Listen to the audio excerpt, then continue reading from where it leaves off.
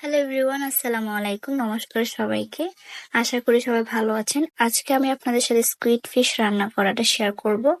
Squid fish রান্না করার জন্য প্রথমে মাছটাকে ভালো করে ধুয়ে নিতে হবে। ভালো করে পরিষ্কার করার পরে মরিচ সিদ্ধ করে নিতে হবে এবং পেঁয়াজ, সমপরিমাণের আদা, রসুন এগুলা পেস্ট করে নিতে হবে। আমি পেস্ট করে একটা সাইডে রেখে দিব। আমরা একটা বাটিতে লবণ, হলুদ গুঁড়া এবং মাংসের মশলা গুঁড়া মিশিয়ে রাখবো। এই স্কুইড ফিশ গুলা আমি এক সাইডে রেখে দিব। এরপর আমি আলু সেদ্ধ করে এক সাইডে রেখে দিব। এরপরে আমি একটা কড়াইতে বা একটা হাঁড়িতে সমপরিমাণ তেল নিব। এই তেলগুলো আপনি কম বেশি করে আপনাদের পরিমাণ মতো নিয়ে নিতে পারেন। এরপর আমি এখানে পেঁয়াজ কুচি দিব। যতক্ষণ না পর্যন্ত পেঁয়াজগুলা একটু হালকা বাদামি কালার হচ্ছে, আমি ততক্ষণ পর্যন্ত এগুলাকে একটু ভাজতে থাকবো।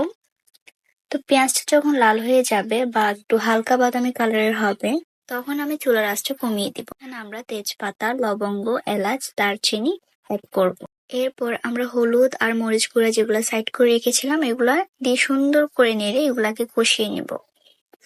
কষানো হওয়ার পর আমরা যে পেঁয়াজ মরিচের বাটাটা আমরা পেস্ট করেছিলাম, এই পেস্টটা আমরা এখানে দিব এবং সুন্দর করে কষিয়ে নেব। কিছুক্ষণ কষানোর পর যখন এখানে অল্প কিছু বুদবুদ দেখা যাবে, তখন আমরা আলু আর অক্টোপাসটা বা স্কুইডটা আমরা হাঁড়িতে দিয়ে দিব। কিছুক্ষণ রান্না করার পর আমাদের স্কুইড ফিশটা রেডি হয়ে যাবে। আমরা এগুলাকে ঢাকনা দিয়ে ঢেকে দিব।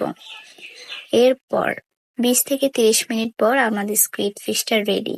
ঘরোয়া নিত্য নতুন রেসিপি দেখার জন্য আমার পেজটি অবশ্যই ফলো করবেন। Thank you so much.